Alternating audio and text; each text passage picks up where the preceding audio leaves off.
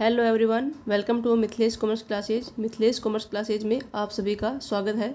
मैं मिथिलेश यादव आपका जो हमारा इनकम टैक्स जो हम पढ़ रहे थे उसके अंदर हमने इनकम फ्रॉम सैलरी वाला जो हेड है वो हमने कंप्लीट करा चुके हैं। और उसके जो इनकम फ्रॉम सैलरी के जो कुछ इम्पोर्टेंट जो क्वेश्चन थे जो अलग अलग सेपरेट एग्जाम में पूछे हुए और या फिर आगामी एग्जामों में पूछने वाले जो संभावित जो क्वेश्चन थे वो हमने आपको डिस्कस किया है। यदि आपको हमारे जो इनकम टैक्स की अगर क्लास को ज्वाइन करना है तो हमारे डिस्क्रिप्शन में जाके क्लास को ज्वाइन करें और हमारे चैनल को सपोर्ट करने के लिए हमें लाइक शेयर एंड सब्सक्राइब करें और नोटिफिकेशन में जो ऑल जो ऑप्शन है उसको ऑन करें ताकि जब न्यू क्लास अपलोड करूं तो आपको सबसे पहले इसका इन्फॉर्मेशन मिल सके। ओके फ्रेंड्स, तो आज हम हमने जो इनकम फ्रॉम हाउस प्रॉपर्टी वाला अंडर सेक्शन 22 जो हमने इनकम फ्रॉम हाउस प्रॉपर्टी पढ़ी है तो उसको आगे हम कंटिन्यू करेंगे हम अपनी क्लास को। और हमारी जो क्लास है इसमें हम आज क्या करेंगे, आज हम कैलकुलेशन ऑफ द जो ग्रोस एनुअल वैल्यू है यानी जो हमारे हाउस प्रॉपर्टी है जो ग्रोस एनुअल जो वैल्यू हमें रिसीव होती है उससे के लिए क्या क्या इसमें कंडीशन दे रखी है उसको आज हम आपको समझाने की कोशिश करेंगे। ओके, आज हम समझेंगे कि यदि कोई भी हाउस प्रॉपर्टी है यदि वो खुद की रहने के लिए नहीं सेल्फ ऑक्युपाइड जो प्रॉपर्टी यानी जो स्वयं के निवास के लिए प्रयुक्त जो भी हाउस प्रॉपर्टी है उसकी दशा में सेकंड हमने ये जो ग्रेस एनुअल वैल्यू है उसके लिए यदि हमने अपनी कोई भी हाउस प्रॉपर्टी यदि उसको हमने रेंट पे यानी हमें यदि लेट आउट जो प्रॉपर्टी यानी किराए पे यदि हमने उस प्रॉपर्टी को दी है उससे यदि हमें कोई भी अमाउंट रिसीव होती है रेंट रिसीव होता है तो उसको हम कैसे कैलकुलेशन करेंगे ये हम आपको समझाएंगे। ओके, फर्स्ट है if in case of the self occupied property यानी जो एसओपी या जो भी असेसी है यदि वो स्वयं के निवास के लिए यदि कोई भी हाउस प्रॉपर्टी की यूज लेता है तो उस दशा में हम ग्रोस एनुअल वैल्यू का कैसे कंसिडर करेंगे वो हम आपको समझाएंगे।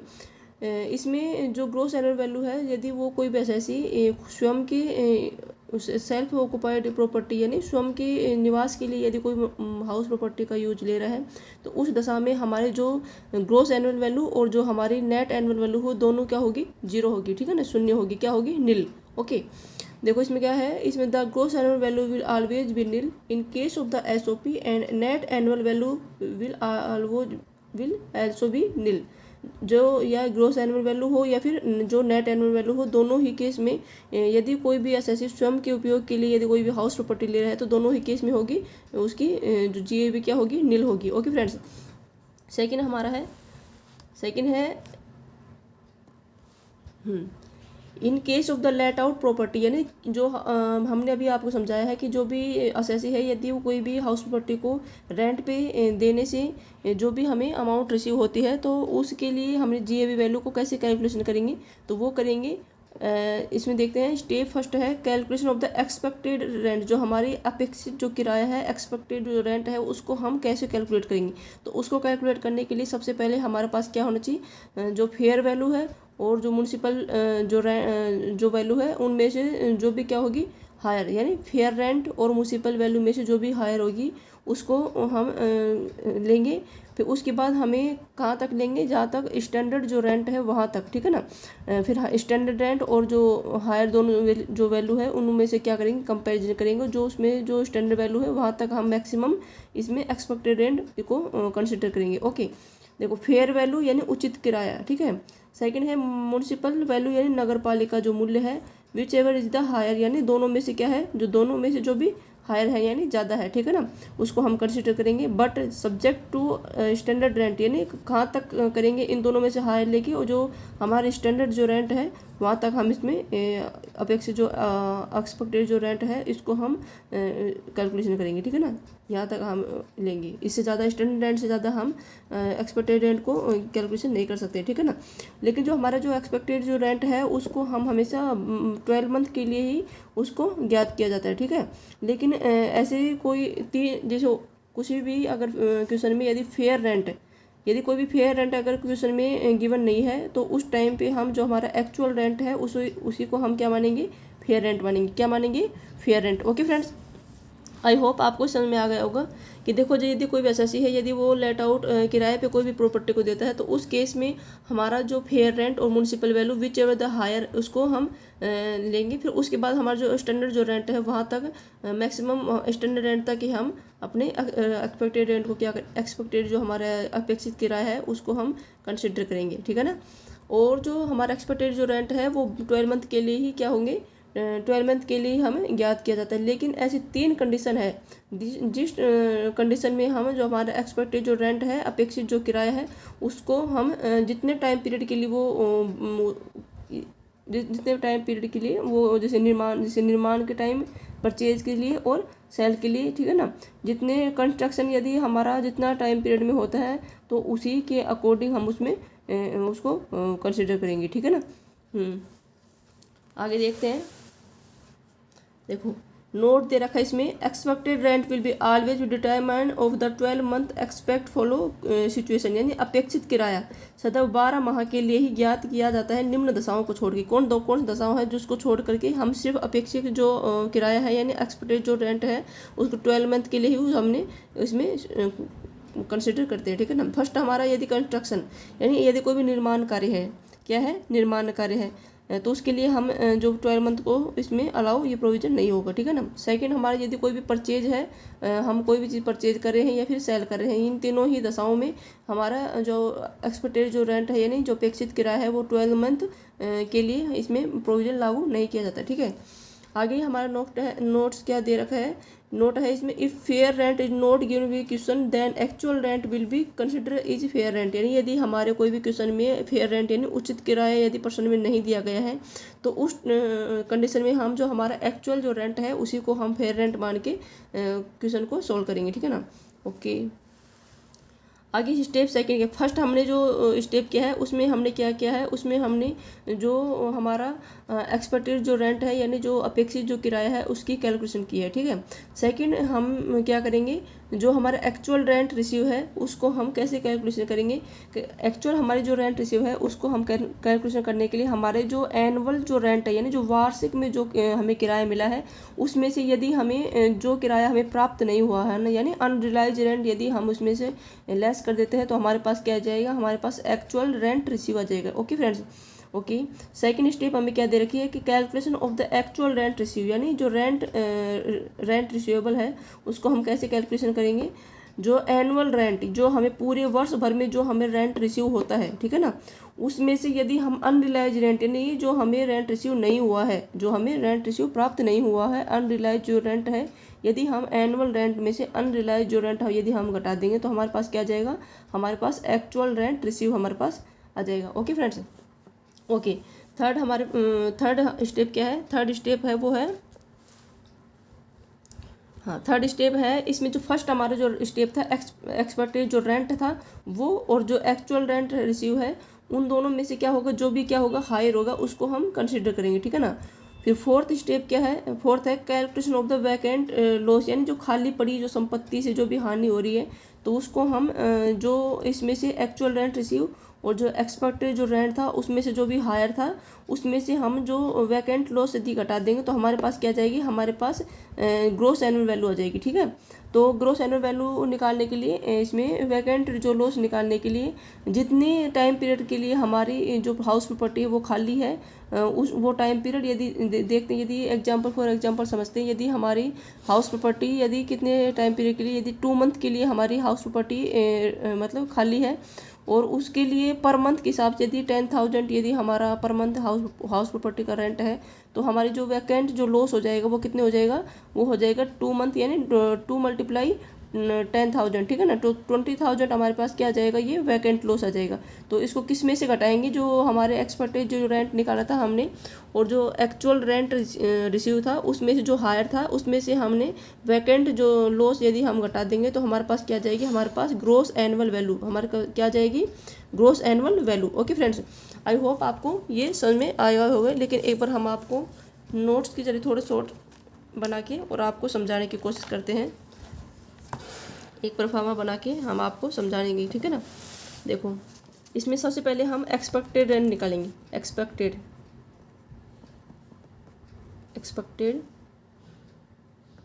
रेंट कैसे निकालते हैं, वो निकालेंगे हम जो हमारा fair value, fair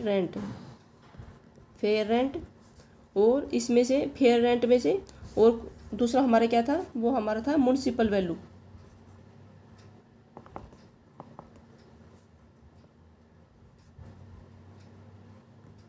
municipal value दोनों में से क्या होगा, इन दोनों में से क्या होगा, दोनों में से विच एवर जो हायर,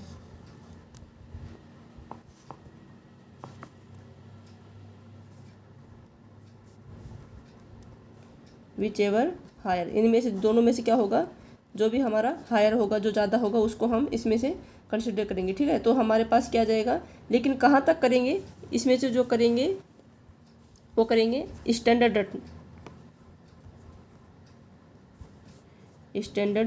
रेंट, ठीक है ना। तो स्टैंडर्ड रेंट तक करेंगे, अप टू स्टैंडर्ड रेंट तक। ठीक है, तो विच एवर इज लोअर, इनमें से क्या होगी, यहाँ तक। ठीक है ना, तो स्टैंडर्ड रेंट तक ही हम इसमें कंसिडर करेंगे। ठीक है, तो हमारे पास ये क्या जाएगा, हमारे पास ये एक्सपेक्टेड रेंट आ जाएगा। क्या जाएगा, ये एक्सपेक्टेड रेंट। ठीक है ना, ये क्या आ गया, एक्सपेक्टेड रेंट। ओके, ये क्या आ गया हमारे पास, एक्सपेक्टेड रेंट आ गया। अब एक्सपेक्टेड जो एक्चुअल रेंट है हमारे पास, तो वो एक्चुअल रेंट कैसे आएगा, यदि हम जो एनुअल रेंट है उसमें से यदि हम क्या कर देते हैं, एनुअल रेंट में से यदि हम जो हमारी अनरिलाइज जो रेंट है यदि हम उसको लेस करेंगे, तो हमारे पास क्या जाएगा, हमारे पास वो आ जाएगा, हमारे पास आ जाएगा जो हमने क्या कंसिडर किया था, वो हमारा एक्चुअल रेंट रिसीव हमारे पास आ जाएगा। ठीक है ना, क्या आ जाएगा, एक्चुअल रेंट रिसीव। देखो अब इनमें से हायर आ जाएगा तो लोअर हो गया, आगे समझेंगे हम। अब इसमें क्या करेंगे, इसमें से एक्चुअल रेंट और क्या घटाने के बाद अनरिलाइज रेंट, इसमें से क्या कर देंगे, हम माइनस कर देंगे। ठीक है ना, अब ये आ जाएगा, ये क्या आएगा, ये आएगा विच एवर हायर, इसमें से जो हायर होगा वो को हम कंसिडर करेंगे। ओके, आगे फिर अब इसमें से क्या घटाएंगे हम, इसमें से हम लेस करेंगे जो हमारा जो वैकेंट लॉस है,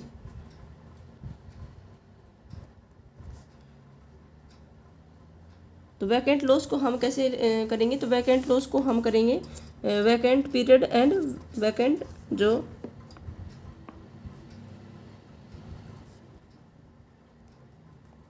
मल्टीप्लाई मंथली रेंट, जो हमारा कितना है, मंथली हमारा रेंट है। यदि हम दोनों को मल्टीप्लाई करेंगे तो हमारे पास क्या जाएगा, वैकेंट लॉस। ठीक है, तो हमारे जो एक्सपेक्टेड रेंट जो एक्चुअल रेंट रिसीव है, जो उन दोनों में से जो भी हायर होगा उसको कंसिडर करके हम इसमें से वैकेंट लॉस यदि घटा देंगे तो हमारे पास क्या जाएगा, हमारे पास आ जाएगा GAV, यानी जो कैलकुलेशन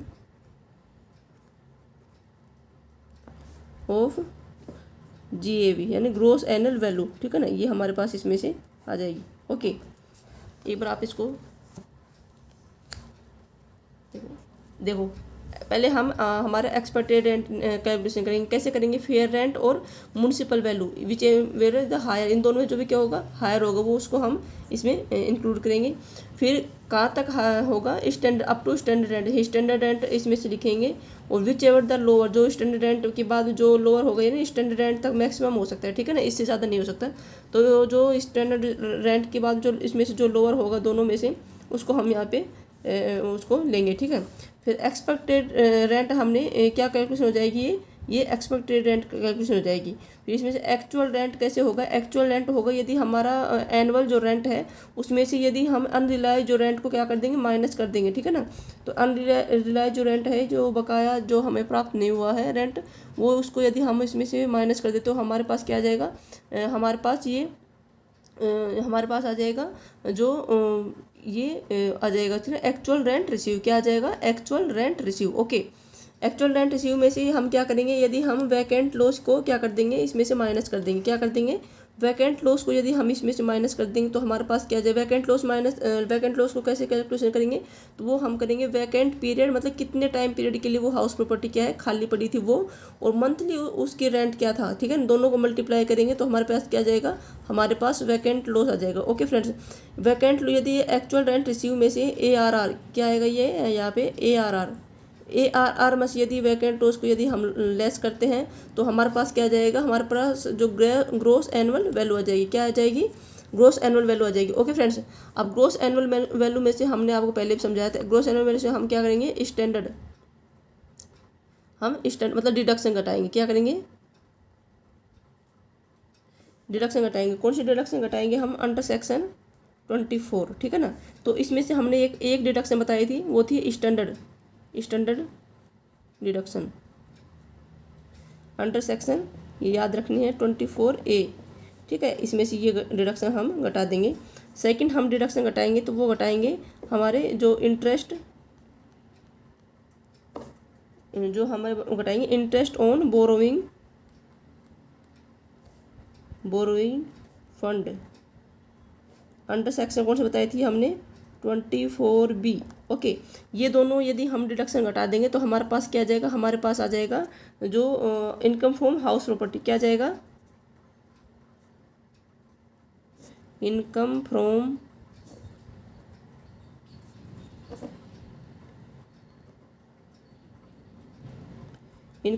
हाउस प्रॉपर्टी कैलकुलेशन हो जाएगी, ठीक है ना। हमारे पास क्या हो जाएगी, income from house property calculation हो जाएगी। ओके फ्रेंड्स, आई होप आपको ये अच्छे से जो इनकम फ्रॉम हाउस प्रॉपर्टी है ये कैसे कैलकुलेशन करते हैं आपको अच्छे से समझ में आ गया होगा। ओके, आपको ये अच्छे से समझ में आ गया होगा, ठीक है ना। एक बार आपको देख लेना इसमें से, ठीक है। जो हमने आपको एक जो कॉन्सेप्ट बताए हैं, बोर्ड होता तो अच्छे से समझा सकते थे, लेकिन रिसोर्स शॉर्ट होने की वजह से आप यदि हमारे चैनल को सपोर्ट करोगे तो हम आगे आपको रिसोर्स को भी कलेक्शन करेंगे। ओके, अब हम क्वेश्चन देखते हैं इसके, जो हमारे कैसे क्या करना है इसमें, जो ग्रॉस एनुअल वैल्यू है उसको हम कैसे कैलकुलेशन करते हैं, ये क्वेश्चन देखते हैं, ठीक है ना। क्वेश्चन है इसमें, calculate the gross annual value from the following information, निम्न सूचनाओं के आधार पर सकल जो वार्षिक जो मूल्य है यानी ग्रॉस एनुअल वैल्यू है उसको हम कैसे कैलकुलेट करेंगे। फर्स्ट है, इसमें क्या दे रखा है क्वेश्चन में, municipal value, fair rent, standard rent and actual rent. देखो, यदि अब इसमें से हम क्या करेंगे, इसमें से हमें करना है जो ग्रॉस एनुअल वैल्यू है उसको हम कैसे कैलकुलेशन करेंगे, तो वो करेंगे हमारे जो फेयर रेंट है और म्युनिसिपल जो वैल्यू है इनमें से क्या होना चाहिए, दोनों में से क्या होना चाहिए, हायर, ठीक है ना। यानी 1,80,000 और 1,20,000 दोनों में से क्या होना चाहिए, हायर होना चाहिए। फिर उसमें से हम स्टैंडर्ड रेंट है, ठीक है ना, स्टैंडर्ड रेंट यानी 2 लाख, तो 2 लाख तक कर सकते हैं, ठीक है। तो 2 लाख, इसमें से दोनों में हायर क्या है, 1,80,000। फिर स्टैंडर्ड रेंट हमारा कितना है, 2 लाख, तो इनमें से क्या है, क्या आ जाएगी इसमें दोनों में से, जो भी लोअर है यानी 1,80,000, ठीक है। फिर जो एक्चुअल रेंट है इसमें से, और जो हमारा जो लोअर आया था उसमें से घटाएंगे तो क्या करेंगे, उनमें से जो विच एवर द जो हायर, तो ये 1,80,000 और 2,40,000 दोनों में से हायर करेंगे तो 2,40,000 इसमें क्या आ जाएगा, ग्रॉस एनुअल वैल्यू। एक बार हम आपको यहाँ करके बताते हैं। देखो, हमारा सबसे पहले हमने आपको क्या बताया था, जो calculation of gross annual value. Okay friends, तो इसमें हमने बताया था आपको, सबसे पहले बताया था फेयर रेंट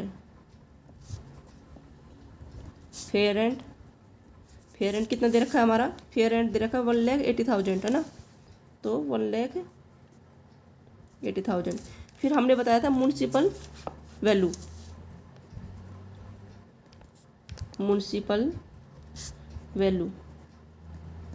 वो हमने कितनी बताई थी, वो इसमें कितने दे रखे क्वेश्चन में, 1,20,000, कितनी, 1,20,000, ठीक है ना। अब इन दोनों में से हमने क्या बताया था, एक्सपेक्टेड रेंट को कैलकुलेशन करने के लिए हमने बताया था विच एवर हायर। ओके, तो इन दोनों में से हायर क्या है, 1,80,000 और 1,20,000 में से हायर है, तो वो है हमारा 1,80,000। ओके फ्रेंड्स, आपको अच्छे से समझ आ रहा होगा।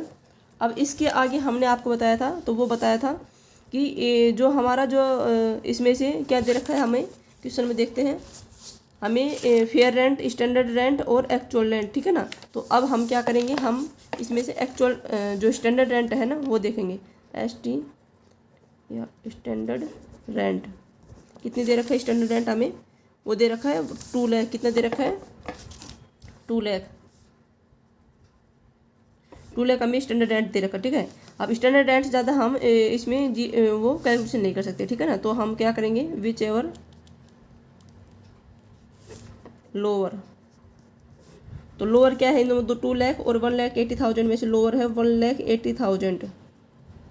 ओके, अब इसमें से हम एक्चुअल रेंट करेंगे, ठीक है। एक्चुअल रेंट GAV निकालने के लिए एक्चुअल रेंट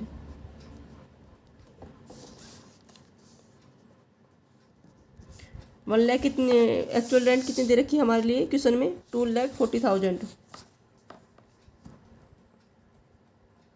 2,40,000। अब इसमें से क्या करेंगे, इन दोनों में which ever higher.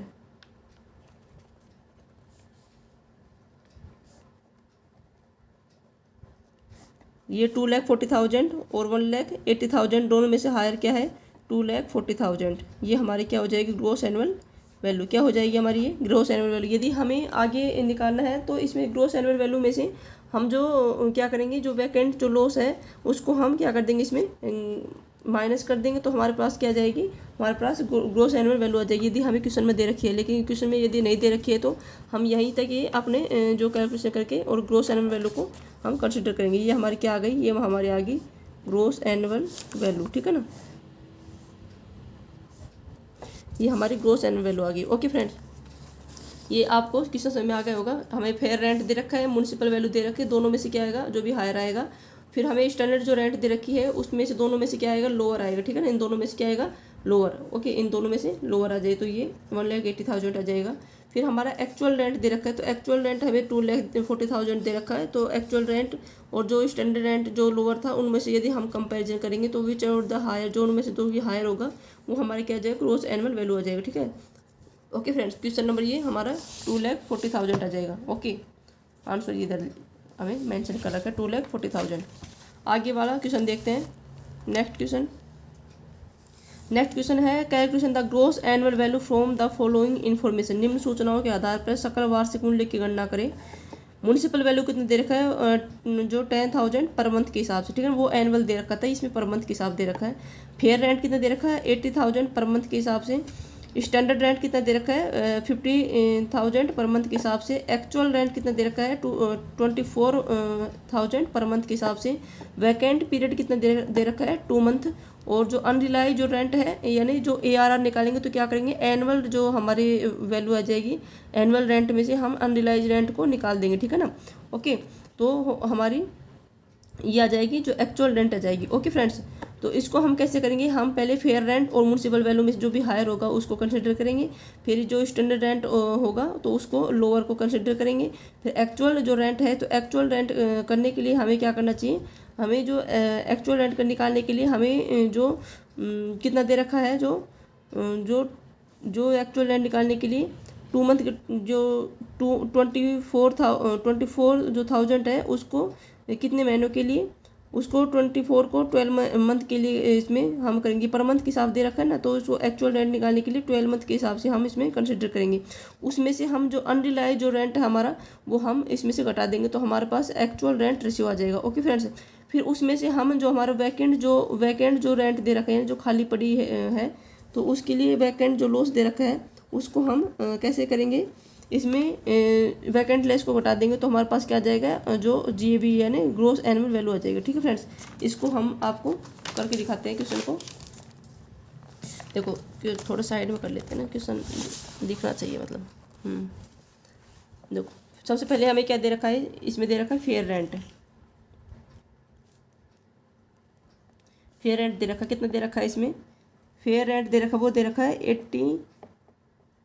18,000 per month के हिसाब। तो 12 मंथ के हिसाब से कितने हो जाएंगे, 2,16,000। ओके, 2,16,000। फिर इसमें क्या दे रखा है, म्युनिसिपल वैल्यू पर मंथ के हिसाब से दे रखा है हमें 10,000 मल्टीप्लाई पर मंथ के हिसाब से, तो 12 मंथ के लिए कितनी हो जाएगी 1,20,000, विच एवर हायर, इसमें जो हायर होगी उसको हम इस कितने हायर 2,16,000। Okay okay. फिर इसमें आगे हमें क्या करना है, आगे हमें जो स्टैंडर्ड रेंट है अप टू स्टैंडर्ड रेंट तक है हमें इसमें कंसिडर करना है। तो स्टैंडर्ड रेंट कितना दे रखा है इसमें हमें 15,000 पर मंथ के हिसाब से, तो 15,000 पर मंथ के हिसाब से हो जाएगा। तो 12 मंथ के लिए कितने हो जाएगा, तो वो हो जाएगा हमारे पास 1,80,000। ओके फ्रेंड्स, तो विच एवर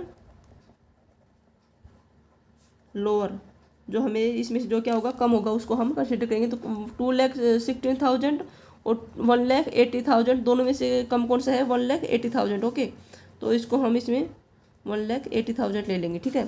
फिर इसमें से अब हम क्या करेंगे, हम एक्चुअल रेंट निकालेंगे, एक्चुअल रेंट। तो एक्चुअल रेंट कैसे होगा, एनुअल रेंट दिख रहा है ना, एनुअल रेंट में से जब हम क्या करेंगे अनरिलाइज जो रेंट है, अनरिलाइज जो रेंट है उसको यदि हम माइनस कर देंगे तो हमारे पास क्या आ जाएगा एक्चुअल रेंट आ जाएगा। तो जो एनुअल रेंट है वो कितना आएगा इसमें 24 पर मंथ के हिसाब से। तो 12 मंथ के लिए कितना हो गया, ये होगा 2,88,000, ठीक है ना। इसमें से यदि अनरिलाइज रेंट कैसे कंसिडर करेंगे, तो अनरिलाइज रेंट हमें कितना दे रखा है इसमें 2 मंथ के लिए दे रखा है अनरिलाइज। तो 1 मंथ के लिए यदि हमारा कितना है 24, जो एक्चुअल रेंट है वो 24 है 1 लाख 1 मतलब के लिए, ठीक है ना, 1 मंथ के लिए। जब 2 मंथ के लिए करेंगे तो हम क्या करेंगे 24 1 मंथ के लिए है, तो 2 मंथ के लिए अनरिलाइज जो हमें प्राप्त नहीं हुआ है किराया वो कितना हो जाएगा 48,000। ओके, इसको हम क्या करेंगे माइनस कर देंगे, तो हमारे पास क्या आ जाएगा 2,40,000। ये क्या आ गया एक्चुअल रेंट रिसीव, क्या आ गया ये एक्चुअल रेंट रिसीव, ठीक है ना, actual rent receive, actual rent receive क्या आ गया 2,40,000। ओके फ्रेंड्स, अब इसमें से हम जीवी निकालने के लिए हम करेंगे जो वैकेंट जो हमारा वैकेंट जो लॉस है उसको हम इसमें से लेस कर देंगे, ठीक है ना, इसमें से लेस कर देंगे। तो वो कैसे करेंगे लेस, वो करेंगे वैकेंट लॉस निकालने के लिए हमारा जो कितने टाइम पीरियड के लिए वैकेंट है हमारे हाउस प्रॉपर्टी, उसमें उसको मल्टीप्लाई करेंगे कितने मंथली उसकी जो रेंट कितना है, ठीक है ना। तो हमारा जो वैकेंट जो पीरियड है वो कितना दे रखा है इसमें 2 मंथ दे रखा है, कितना दे रखा है 2 मंथ। और हमारा जो मंथली है वो कितना दे रखा है इसमें 24 पर मंथ के हिसाब से। एक्चुअल रेंट कितना दे रखा है इसमें 24, मतलब यानी 1 मंथ के लिए 24 है, तो 2 मंथ के लिए यदि हमारा खाली रह गई तो हमारी वैकेंट लॉस कितना हो जाएगा इसमें 48,000। ओके, ये हमारे क्या हो जाएगा इसमें से लेस कर देंगे, तो हमें क्या आ जाएगा, हमें आ जाएगा इसमें 1,92,000। ओके फ्रेंड्स, ये हमारी क्या आ गई जो 1,92,000 है, ये हमारी आ गई कैलकुलेशन थोड़ी जल्दी के हिसाब से इस राइटिंग सही नहीं आ रही ना, calculation of gross annual value क्या आ गई, ये ग्रोस एनुअल जो वैल्यू है ये हमारी 1,92,000, 2,40,000 में से 48,000 यदि हम घटा देंगे तो 1,92,000 हमारी क्या आ जाएगी gross annual value. Okay friends, I hope आपको ये क्वेश्चन अच्छे से समझ में आ गए होंगे, ठीक है ना। अब हम आगे नेक्स्ट हमारा जो देखते हैं इसमें क्या दे रखा है, देखो इसमें दे रखा है इंटरेस्ट ऑन बोरोविंग। ये क्वेश्चन भी हमारा पूछा गया क्वेश्चन है, इंटरेस्ट ऑन बोरोविंग फंड, उधार लिए गए कोष पर ब्याज, इन case of the let out property, यानी किराए पे दी गई संपत्ति के रूप में जो यदि हम कोई भी हाउस प्रॉपर्टी है उसके लिए यदि कोई भी हम उधार कोष पर यदि उधार ले रखा है तो उस पर हम ब्याज को कैसे कंसिडर करेंगे, तो वो करेंगे यदि हम उस हाउस प्रॉपर्टी को क्या कर देते हैं लेट आउट कर देते हैं यानी किराए पर देते हैं, तो किराए पर दी गई संपत्ति की दशा में क्या करेंगे actual amount of the interest will be allow as the deduction will be allow on the due base के आधार पे, ठीक है ना। जो वास्तविक जो एक्चुअल में जो रेंट जो एक्चुअल में जो इंटरेस्ट की राशि है वो क्या होगी इसमें डिडक्ट हो जाएगी, यानी उसमें से घटाई जाएगी, ठीक है ना। वो ये जो कटौती उपार्जन के आधार पर, यानी वो जो ड्यू बेस के आधार पर इसको हम अलाउ करेंगे। ओके फ्रेंड्स, किसके आधार पर? ड्यू बेस के आधार पर इसको हम अलाउ करेंगे। और जो हमारे यदि हम किसी भी हाउस प्रॉपर्टी को यदि किराए पे देते हैं तो किराए से जो भी वास्तविक जो ब्याज की राशि हमारे क्या मिलेगी, इसमें डिडक्ट अलाउ की जाती है। ठीक है। सेकंड केस इसमें क्या दे रखा है, इन case of the self occupied जो हाउस प्रॉपर्टी है, स्वयं के उपयोग में आ रही संपत्ति की दशा में कैसे करेंगे। कोई भी हमारी कोई भी हाउस प्रॉपर्टी यदि हम उसको स्वयं के उपयोग के लिए यदि उसकी हम यूज लेते हैं तो उस केस में हम कैसे कंसिडर करेंगे, तो वो करेंगे in following condition are the satisfy then deduction will be allow up to 2 lakh पर एनुअल के हिसाब से। ठीक है ना, पर एनुअल यानी प्रति वर्ष। निम्न दशा में सभी शर्तों की पूरी हो जाएगी। कौन कौन सी शर्त है, यदि वो पूरी हो जाती है तो हम क्या करेंगे, हम उसमें डिडक्शन कितनी होगी, 2 लाख प्रति वर्ष तक प्राप्त होगी। क्या डिडक्शन क्या प्राप्त होगी, 2 लाख तक डिडक्शन प्राप्त हो जाएगी। कब प्राप्त हो जाएगी, जब हम कुछ शर्तें हमें दे रखी, यदि हम उसको फिलफुल करते हैं, उसको हम पूरी करते हैं तो हम उस दशा में हमें 2 लाख तक डिडक्शन प्राप्त हो जाएगी। ठीक है।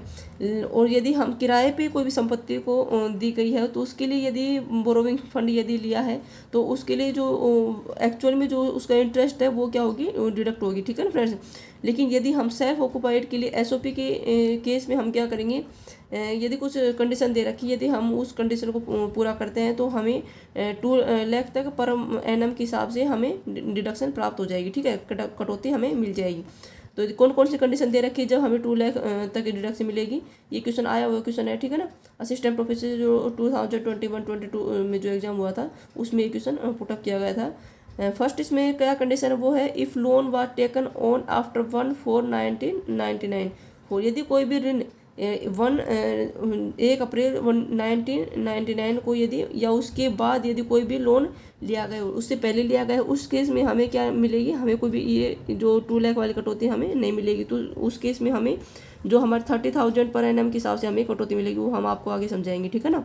लेकिन हमें जो बोल रहा है कि निम्न शर्तें यदि हम पूरे करेंगे, कौन कौन सी शर्तें, कोई भी जो मकान संपत्ति पे जो भी ऋण लिया गया है, लोन लिया गया है, वो कब लिया जाए होना चाहिए, वो 1 अप्रैल 1999 या उसके बाद में वो लिया गया होना चाहिए। उस केस में हमें 2 लाख तक की हमें डिडक्शन अलाउ की जाएगी। Okay friends.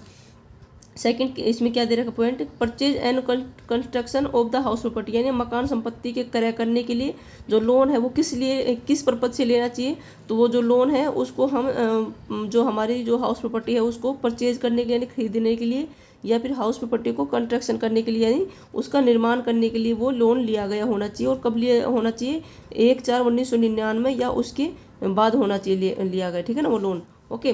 थर्ड इसमें कंडीशन दे रखी है, purchase and construction will be complete with in 5 year from the end of the finance year in which loan was the taken, यानी जो क्रय और जो निर्माण जिस वित्त वर्ष में हमने लोन लिया है उसका उसको एंड होने के 5 वर्षों से पूरा हो जाना चाहिए। मतलब जो देखो इसमें समझने की बात ये है, जो हमें 2 लाख तक की जो डिडक्शन मिलेगी वो किस केस में मिलेगी, वो हमें मिलेगी यदि हमारा कोई भी हाउस प्रॉपर्टी है, वो हमने जो लोन लिया है हाउस प्रॉपर्टी के लिए वो 1/4/1999 या उसके बाद में वो लोन लिया होना चाहिए। और किस पर्पज से लिया होना चाहिए, हमें भी कोई हाउस प्रॉपर्टी को परचेज करने के लिए या उसका कंस्ट्रक्शन हो, उसका निर्माण करने के लिए वो हमें लोन लिया होना चाहिए। थर्ड हमारा है कि जो क्रय और निर्माण के लिए जो भी हमने लोन लिया था उस फाइनेंशियल ईयर है वो समाप्त होने, यानी उसके फाइनेंशियल ईयर के एंड से 5 वर्ष के भीतर वो क्या हो जाना चाहिए, वो कंस्ट्रक्शन पूरा हो जाना चाहिए, यानी वो जो निर्माण किया है या परचेज किया है वो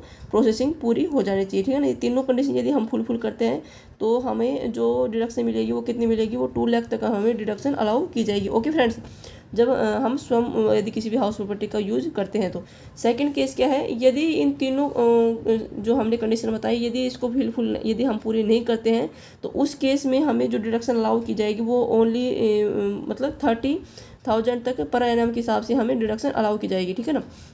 देखो इंटरेस्ट जो बोरोविंग फंड है इसके जो हमारा कॉन्सेप्ट है इसे समझने की कोशिश करो। जो अंडर सेक्शन 24 जो बी है इसमें 2 कंडीशन दे रखी है। एक तो है कि यदि कोई भी संपत्ति है, यदि हम उसको क्या दे रहे हैं, हमें रेंट पे दे रहे हैं, तो रेंट पे दे रहे हैं उस केस में इसमें जो डिडक्शन अलाउ की जाएगी, जो एक्चुअल में जो एक्चुअल में जो इंटरेस्ट की जो राशि बनती है वो हमें डिडक्शन मिल जाएगी, ठीक है ना। और हमें जो ड्यू बेस के आधार पर इसमें डिडक्शन रिसीव होती है, ठीक है। सेकेंड, यदि हम कोई भी हाउस प्रॉपर्टी यदि उसको सेल्फ ऑक्यूपाइड करते हैं यानी स्वयं के निवास के लिए प्रयुक्त करते हैं, तो उस केस में हमें ये बहुत इंपॉर्टेंट कॉन्सेप्ट है 2 लाख वाला, ठीक है ना। इसमें बता रखे कि हमें 2 तरह से हमें डिडक्शन अलाउ की जाती है। यदि उसका क्या कर रहे हैं, उसका 2 लाख तक डिडक्शन कब मिलेगी पर एनम के हिसाब से, यदि कोई भी हाउस प्रॉपर्टी के लिए जो लोन ले रहे हैं वो 1/4/1999 या उसके बाद में वो लोन लिया गया हो, और किस पर्पज़ के लिए लिया गया हो, तो वो लिया गया हो हमारे कोई भी जो हाउस प्रॉपर्टी है उसको परचेज करने के पर्पज़ से, या फिर वो जो हाउस प्रॉपर्टी है उसको हमारे कंस्ट्रक्शन यानी उसको निर्माण करने के पर्पज़ से वो लोन लिया गया हो। और ये जो प्रोसेसिंग है कंस्ट्रक्शन या जो निर्माण करने वाली, ये हमारे जो फाइनेंशियल ईयर में हमने लोन लिया है उसके एंड से 5 वर्ष के भीतर वो कंस्ट्रक्शन वाली जो प्रोसेसिंग है वो पूरी हो जानी चाहिए। यदि ये तीनों यदि हम शर्त पूरी करते हैं तो हमें 2 लाख तक क्या मिल जाएगी, हमें डिडक्शन अलाउ की जाएगी। अदरवाइज यदि हमें ये तीनों अगर कंडीशन फुलफिल नहीं करते हैं तो उस केस में हमें जो डिडक्शन अलाउ की जाएगी वो कितने की जाएगी, 30,000 पर मंथ के हिसाब से। ओके फ्रेंड्स, आई होप आपको ये क्वेश्चन अच्छे से ये वाला concept interest of borrowing fund वाला अच्छे से आपको याद हो गया होगा, ठीक है ना। अब आगे देखते हैं हम interest for pre construction period यानी निर्माण से पूर्व की अवधि पर ब्याज। इसमें हम कैसे करेंगे, recovery of the unrealised rent and the arrear of the rent. जो हमारा जो अनरिलाइज रेंट हमने आपको बताया था, जो किराया पहले प्राप्त नहीं हुआ है या फिर जो आउटस्टैंडिंग जो रेंट है यानी जो बकाया किराया है, जब उसे प्राप्त करेंगे उसी हेड में हम क्या करेंगे, इसको टैक्सेबल करेंगे। ओके फ्रेंड्स, ओके हम क्या पढ़ते हैं, इसमें पढ़ो, recovery of the unrealised rent and arrear of the rent will be taxable under this head and standard deduction at the rate of 30% will be allow for such recovery amount. यानी जो किराया पहले प्राप्त नहीं हुआ है या बकाया किराया है, जब भी प्राप्त होगा उसी ही शीर्षक में हम उसको टैक्सेबल यानी कर योग्य कर देंगे, ठीक है ना। और प्राप्त राशि में से 30% ऑफ द NAV जो हमने बताई थी आपको, स्टैंडर्ड डिडक्शन कितनी बताई थी, 30% ऑफ द NAV यानी नेट एनुअल जो वैल्यू है उसका 30% हमें जो प्रमाप डिडक्शन यानी स्टैंडर्ड डिडक्शन हमें इसमें अलाउ की जाएगी, प्राप्त हो जाएगी, ठीक है फ्रेंड्स। ओके आगे देखते हैं, आगे हमारा जो कॉन्सेप्ट है वो है को ओनर्स यानी सह स्वामी। एक से अधिक यदि कोई भी स्वामी हो कोई भी हाउस प्रॉपर्टी, तो उसको क्या बोलते हैं हम, अंडर सेक्शन 26 के आधार पे उसको हम कोऑपरेटिव जो को ओनर बोलते हैं, सॉरी कोऑपरेटिव नहीं, को ओनर यानी जो सह स्वामी उसको बोलते हैं। Whenever the more than one owner of the property house property when they are now as the co owners, यानी जब एक मकान संपत्ति के एक से अधिक स्वामी हो तो उसे हम सह स्वामी कहते हैं। अंडर सेक्शन 26 वाला हम क्वेश्चन हमें पुटअप किया गया है, ठीक है फ्रेंड्स। ओके आगे हमारा कॉन्सेप्ट अगला क्या है, आई होप आपको ये समझ में आ रहा होगा। यदि हमारी क्लास आपको अच्छी लगी तो आप हमारी क्लास को लाइक शेयर एंड सब्सक्राइब करें, अपने फ्रेंड्स के साथ हमारी क्लास को शेयर करें और हमें सपोर्ट करने के लिए आपको वेरी वेरी बहुत ही धन्यवाद। ओके फ्रेंड्स, आपको इनकम टैक्स संबंधित जो भी क्लास को देखनी है तो आप हमारे डिस्क्रिप्शन में जाके क्लास को ज्वाइन करें। और हर जो हमने जो पढ़ाए हैं, जो भी टॉपिक पढ़ाए हैं, तो हर टॉपिक के पीछे इंपॉर्टेंट जो क्वेश्चन है उसको हमने इसमें कंसिडर किया है, ठीक है ना फ्रेंड्स। ओके आई होप आपको अच्छे से समझ में आ रहा होगा। हमने अपने ओर से 100% समझाने की कोशिश की, एक एक कॉन्सेप्ट को इतना खोल से बताया है कि मतलब हर टॉपिक है हमारे उंगलियों पे रट जाना चाहिए, ठीक है ना फ्रेंड्स।